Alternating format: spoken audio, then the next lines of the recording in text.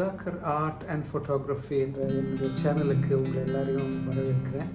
இந்த சேனலில் water colour painting பண்ணுறதுக்கான ஃபண்டமெண்டல்ஸ் அடிப்படையாக தெரிஞ்சுக்க வேண்டிய சில டெக்னிக்ஸ் இருக்குது. அது தெரிஞ்சுக்கிட்டா இப்போ லேண்ட்ஸ்கேப்ஸு, ஸ்டில் லைஃப், ஈவன் போர்ட்ரேட் பண்ணுறதுக்கு ஈஸியாக இருக்கும். எப்போவுமே ஃபண்டமெண்டல்ஸ் ஸ்ட்ராங்காக இருக்கணும். அதனால் இந்த வீடியோவில் அந்த ஃபண்டமெண்டல்ஸை நான் கவர் பண்ண போகிறேன். தயவு செய்து கவனமாக பாருங்கள். ரைட், இப்போது மெட்டீரியல்ஸ் என்னென்ன வேணுன்றது பார்க்கலாம். ஏன்னா மெட்டீரியல்ஸ் ரொம்ப முக்கியம். மெட்டீரியல்ஸ் நல்லா இல்லைன்னா உங்கள் பெயிண்டிங் நீங்கள் நினச்ச மாதிரி நல்லா இருக்காது. ஃபர்ஸ்ட் ஆஃப் ஆல் பேப்பர் ரொம்ப ரொம்ப முக்கியம். நான் ஒரு பேப்பர் இப்போது ஒட்ட வச்சுருக்கேன். அந்த போர்டில் 4 பக்கம் செல்லோ டேப் போட்டு ஒட்ட வச்சுருக்கேன். ஆனால் செல்லோ டேப்பை விட நீங்கள் மாஸ்கிங் டேப் தான் யூஸ் பண்ணோம். எங்கிட்ட ஸ்டாக் இல்லாததுனால நான் செல்லோ டேப் போட்டு ஒட்ட வச்சுருக்கேன். இதுதான் பேப்பர். கொஞ்சம் திக்காக இருக்கும், சர்ஃபேஸ் கொஞ்சம் ரஃப்பாக இருக்கும். இது வாட்டர் கலருக்காகவே தயார் பண்ண பேப்பர். நீங்கள் சாதாரணமாக இந்த பிரிண்டர் பேப்பர் யூஸ் பண்ணிங்கன்னா அது நீங்கள் நினைக்கிற மாதிரி ரிசல்ட்ஸ் வராது. தண்ணி பட்டால் அது ஒரு மாதிரி ஷேப்பே மாறிடும். அதனால் நீங்கள் இந்த வாட்டர் கலர் பேப்பர் வாங்கி இதில் தான் ப்ராக்டிஸ் பண்ணணும்.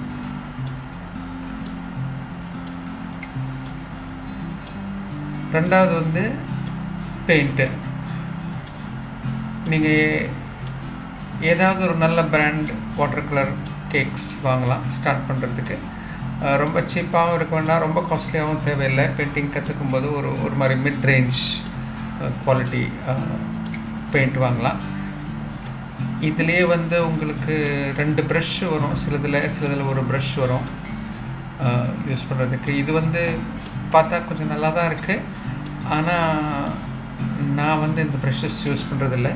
அதனால் என்கிட்ட இருக்கிற ப்ரஷ் நான் உங்களுக்கு இப்போ காமிக்கிறேன். இது ஃபுல் ரேஞ்ச் ப்ரஷஸ் என்கிட்ட இருக்கிற ப்ரஷஸ்ஸு. இது அக்ரிலிக்கும் யூஸ் பண்ணலாம், வாட்டர் கலருக்கும் யூஸ் பண்ணலாம். நீங்கள் ஸ்டார்டிங்கில் உங்களுக்கு மேபி இவ்வளோ ப்ரஷஸ் தேவைப்படாதுன்னு நினைக்கிறேன்.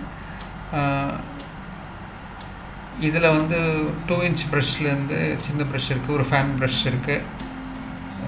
இப்போ இந்த ஃபுல் ரேஞ்ச் உங்களுக்கு தேவையில்லைன்னா அட்லீஸ்ட் கொஞ்சம் செலக்டடாக ஒரு 4-5 ப்ரஷஸ் வாங்கிக்கலாம். அது என்னென்ன வாங்கணுன்னு அதை காமிக்கிறேன் நான். ஒரு 2 இன்ச் ப்ரஷ்ஷு, அது இல்லைன்னா அட்லீஸ்ட் ஒரு 1 இன்ச் ப்ரஷ் வாங்கிக்கலாம். அதுக்கப்புறம் ஸ்டாண்டர்டாக வாட்டர் கலருக்கு யூஸ் பண்ணுற ப்ரஷ் இது தான். இது கொஞ்சம் திக்காக இருக்கும், டிப்பு கொஞ்சம் தின்னாக இருக்கும். தின் லைன்ஸ் கூட இதில் போட்டுக்கலாம்.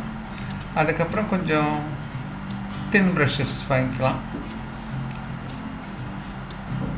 இது இப்போ நீங்கள் பார்க்குற மாதிரி இந்த சின்ன ப்ரஷஸ் ஒரு 2-3 வச்சுக்கலாம்.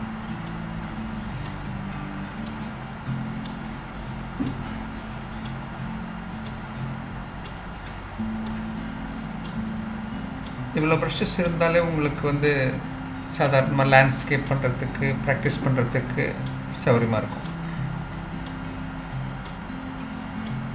வாட்டர் கலர் வாட்டர் இல்லாமல் முடியாது. அதனால் தண்ணி இருக்கணும். நான் 2 கப்பு தண்ணி ரெக்கமெண்ட் பண்ணுறேன். ஏன்னு கேட்டிங்கன்னா, ஒரு கப்பில் நீங்கள் ப்ரஷ்ஷு யூஸ் பண்ணி இம்மிடியேட்டாக வாஷ் பண்ணுறதுக்கு அந்த ஒரு கப்பு வச்சுக்கலாம். அந்த தண்ணி ரொம்ப குயிக்காக அழுக்காயிடும் தண்ணி. ஏன்னா அந்த ப்ரஷ்ஷில் இருக்கிற பெயிண்ட்லாம் அந்த தண்ணி அந்த கப்பில் போயிடும்.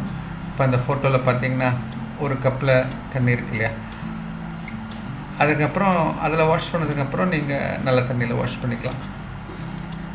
அதான் முக்கியமான உங்களுக்கு தேவைப்பட்ட மெட்டீரியல்ஸு.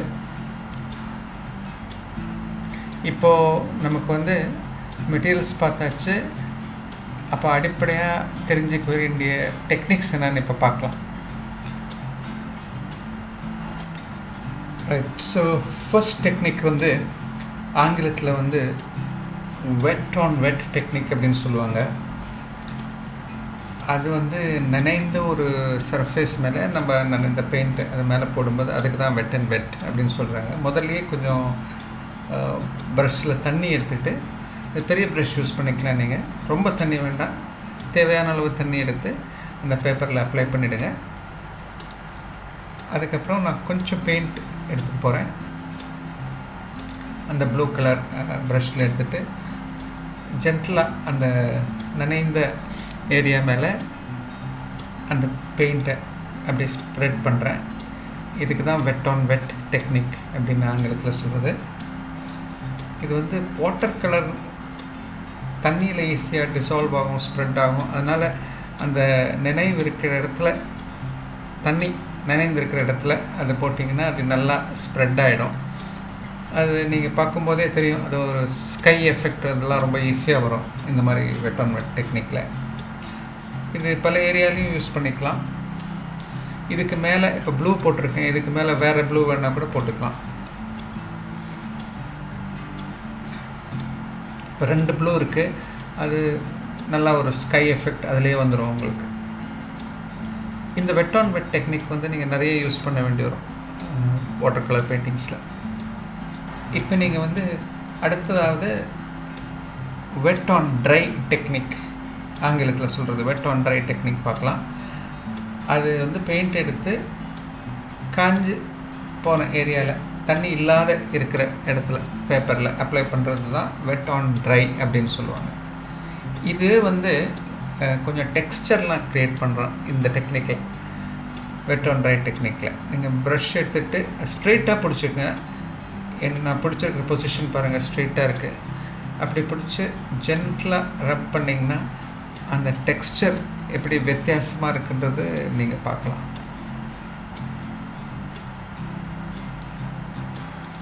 இது கொஞ்சம் வித்தியாசமான டெக்ஸ்சர்.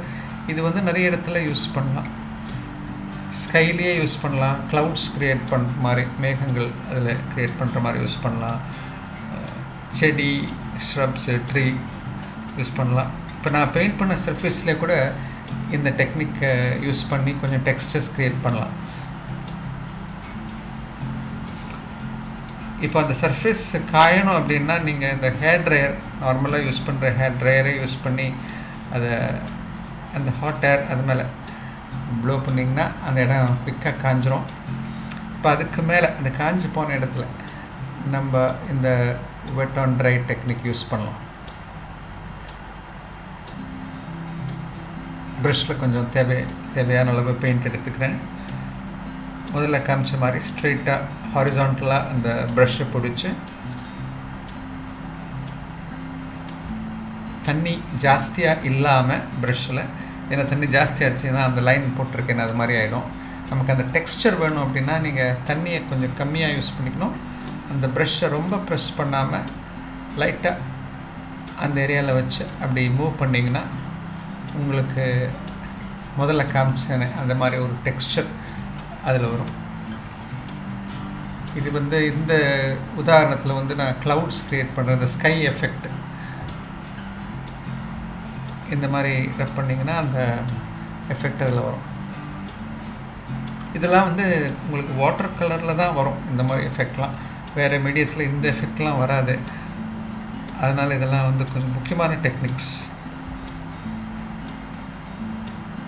இப்போ நம்ம 2 டெக்னிக் பார்த்துருக்கோம். வெட் ஆன் வெட், அதாவது நனைந்து இருக்கிற பேப்பர் மேலே வாட்டர் கலர் போடுறது. ரெண்டாவது வந்து ட்ரை பெயிண்ட், இது மாதிரி திக் பெயிண்ட் எடுத்து தண்ணி இல்லாத இடத்துல அப்ளை பண்ணுறது. இப்போ 3வது டெக்னிக் நம்ம பார்க்க போகிறோம். அது எப்படின்னு கேட்டிங்கன்னா, திக்காக பெயிண்ட் ப்ரஷில் எடுத்து அப்ளை பண்ணிக்கலாம். இப்போது எக்ஸாம்பிள் லீவ்ஸ், திக்காக உங்களுக்கு லீவ்ஸ் இலைகள் போடணும் அப்படின்னா பெயிண்ட்டை எடுத்துக்கலாம். இப்போ நான் காமிக்கிற மாதிரி சின்ன ப்ரஷஸில் அப்படி போட்டிங்கன்னா இலை போடுற மாதிரி இருக்கும்.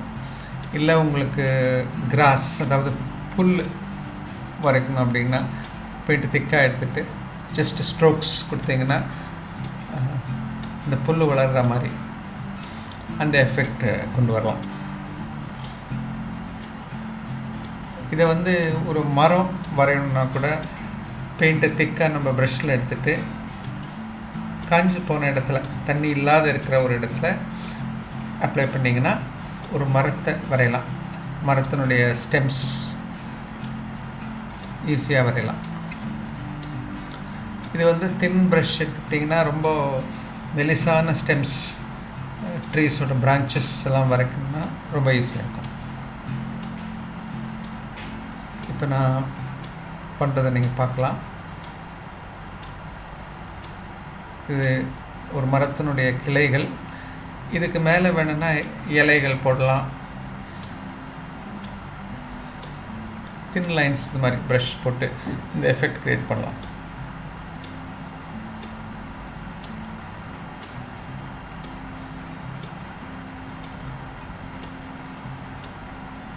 இது வந்து நம்ம பார்த்த 3வது டெக்னிக், திக் பெயிண்ட் எடுத்து ட்ரை சர்ஃபேஸ் மேலே போடுறது. இப்போ இன்னொரு விஷயம் நம்ம பார்க்க போகிறது வந்து, நம்ம வந்து ஒரு இடத்துல தண்ணியை முதல்ல அப்ளை பண்ணிவிட்டு அதுக்கு மேலே வாட்டர் கலர் அப்ளை பண்ணிங்கன்னா, நீங்கள் தண்ணி அப்ளை பண்ணுற இடத்துல மட்டும் அந்த பெயிண்ட் நிற்கும், அந்த இடத்துலேருந்து வெளியே போகாது. இப்போ ஒரு உதாரணத்துக்கு நான் ஒரு சர்க்கிள் போட்டிருக்கேன் பென்சிலில், அதுக்குள்ளே தண்ணியை கொஞ்சம் அப்ளை பண்ண போகிறேன்.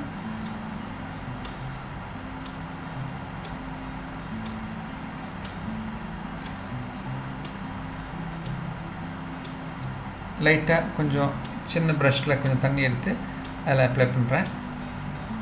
அந்த சர்க்கிள் உள்ளே தான் அப்ளை பண்ணுறேன் பெயிண்ட்.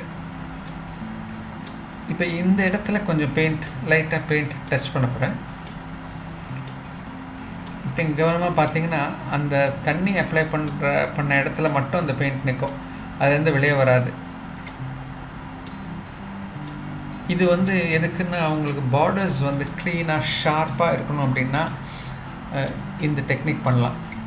அது வந்து காஞ்சி போன இடத்துல, தண்ணி இல்லாத இடத்துல முதல்ல தண்ணியை அப்ளை பண்ணிவிட்டு அதுக்கு மேலே பெயிண்ட் போட்டுருங்க. அப்போ அந்த ஏரியாக்குள்ளேயே அது நிற்கும்.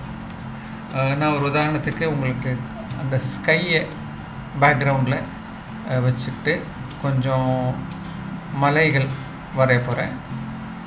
அந்த மலைக்குள்ளே போடுற பெயிண்ட்டு அதுக்குள்ளேயே நிற்கும், அந்த ஸ்கை ஏரியாவுக்கு போகாது. அதை நீங்கள் இப்போ பார்க்கலாம். நான் முதல்ல கொஞ்சம் தண்ணி போட்டுடுறேன், அவுட்லைன் தண்ணியிலே போட்டுடுறேன்.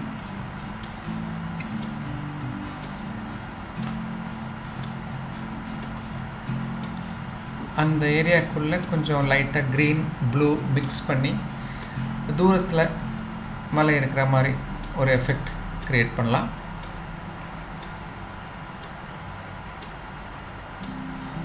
இந்த பெயிண்ட்டு வந்து அந்த தண்ணி போட்டிருக்கிற இடத்துலையே நான் அப்ளை பண்ணுறேன்.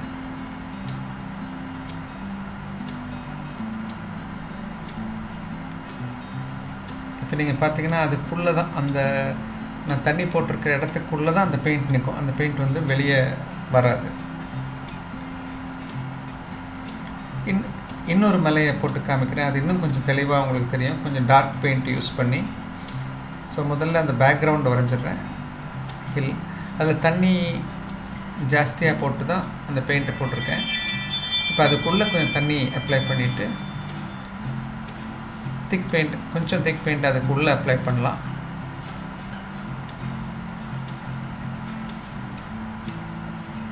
இப்போ பார்த்தீங்கன்னா நம்ம தண்ணி போட்ட இடத்துல மட்டும் அந்த பெயிண்ட் நிற்கும். அந்த பெயிண்ட் வந்து அந்த பார்டர்லேருந்து வெளியே போகாது. அந்த பார்டர் உங்களுக்கு ரொம்ப ஷார்ப்பாக க்ளீனாக இருக்கும். ஸோ அதாவது வாட்டர் கலர் வந்து நம்ம தண்ணி எங்கே அப்ளை பண்ணுறோமோ அதுக்கு மேலே வாட்டர் கலர் அப்ளை பண்ணால் அந்த இடத்துல தான் நிற்கும். வாட்டர் கலருக்கு வந்து இன்னொரு ப்ராப்பர்ட்டி இருக்குது. இப்போ பாருங்கள், நான் தண்ணி கொஞ்சம் திக்காகவே அப்ளை பண்ணுறேன். அதுக்கப்புறம் கொஞ்சம் க்ரே கலர் எடுத்து சும்மா அது மேலே அப்படியே லைட்டாக டச் பண்ணுறேன். இப்போ என்ன நடக்குதுன்னா, அந்த பெயிண்ட் வந்து தண்ணி இருக்கிற இடத்துக்கு வந்து ஸ்ப்ரெட் ஆகுது. இது ஒரு எஃபெக்ட். நம்ம பெயிண்டிங் பண்ணும்போது இந்த எஃபெக்ட் நிறைய யூஸ் பண்ணுவோம். க்ளவுட்ஸ் க்ரியேட் பண்ணுறதுக்கு, தூரத்தில் மழை பெய்கிற மாதிரிலாம் காமிக்கிறதுக்கு, அந்த மாதிரி எஃபெக்ட்லாம் நிறைய தண்ணியை அப்ளை பண்ணி அதுக்கு மேலே லைட்டாக பெயிண்ட் டச் பண்ணிங்கன்னா அது வந்து இந்த மாதிரி அழகாக ஸ்ப்ரெட் ஆகும்.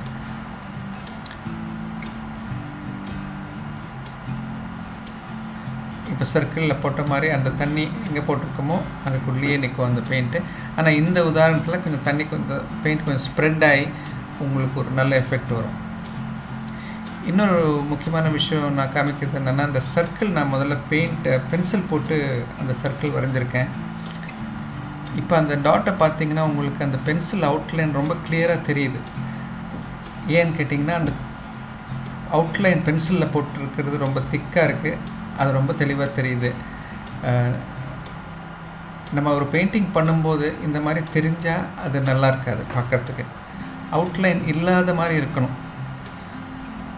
அதுக்கு நம்ம என்ன பண்ணணும்னா, ஒரு லைட் பென்சில் எடுத்துக்கணும். இந்த ஹெச்பின்னு வர சாதாரண ஹெச்பின்ற வர பென்சில் திக்காக இருக்கும். பிளெயின் ஹெச் பென்சில் யூஸ் பண்ணிக்கலாம். இப்போ நான் காமிக்கிற மாதிரி அவுட்லைன் வரைஞ்சிக்கலாம். வரைஞ்சிட்டு கொஞ்சம் எரேசர் எடுத்து அதை லைட்டாக ரப் பண்ணிடலாம். அதனால் அந்த அவுட்லைன் மினிமமாக இருக்கும், ரொம்ப லைட்டாக இருக்கும். இப்போ இதுக்கு மேலே நீங்கள் பெயிண்ட் பண்ணிங்கன்னா அந்த அவுட்லைனே தெரியாது, பென்சிலில் வரைஞ்ச மாதிரியே தெரியாது. அதனால் இப்போ லேண்ட்ஸ்கேப் எல்லாம் போடும்போது இந்த பென்சில் மார்க்கிங் இதில் வந்து தெரியுதுங்களா, அது மாதிரி தெரியாமல் இருக்கும். இப்போ மரம் வரையும் போது லைட்டாக அவுட்லைன் போட்டு அதை ரப் பண்ணிவிட்டு அதுக்குள்ளே பெயிண்ட் போட்டிங்கன்னா பார்க்குறதுக்கு நல்லாயிருக்கும். இந்த வீடியோ நீங்கள் எல்லோரும் என்ஜாய் பண்ணியிருப்பீங்கன்னு நான் நம்புகிறேன். இதில் கவர் பண்ண ஃபண்டமெண்டல்ஸ் எல்லாம் வந்து பெயிண்டிங் கற்றுக்கும் போது ரொம்ப முக்கியம். அடிப்படையாக தெரிஞ்சிக்க வேண்டிய விஷயங்கள் இந்த வீடியோவில் கவர் பண்ணியிருக்கோம். இப்போது நீங்கள் என்ன பண்ணணுன்னா, இந்த டெக்னிக்ஸ்லாம் ப்ராக்டிஸ் பண்ணுங்கள். சப்போஸ் நீங்கள் பிகினராக இருந்தால் இந்த மெட்டீரியல்ஸ் நான் காமிச்ச மெட்டீரியல்ஸ் எல்லாம் வாங்கி, இந்த பேப்பர் பெயிண்ட் இதெல்லாம் வாங்கி, இந்த wet on wet technique, wet paint on dry, இது எல்லாமே ட்ரை பண்ணி பாருங்கள் எப்படி இருக்குன்னு. ஏன்னா அந்த ப்ரஷ்ஷு தண்ணி எப்படி அப்ளை பண்ணால் எப்படி மூவ் ஆகுது, பெயிண்ட்டு, இதெல்லாம் கொஞ்சம் ப்ராக்டிஸ் பண்ணால் நல்லாயிருக்கும். அடுத்த வீடியோவில் நம்ம சேர்ந்து ஒரு லேண்ட்ஸ்கேப் பெயிண்டிங் பண்ணலாம்.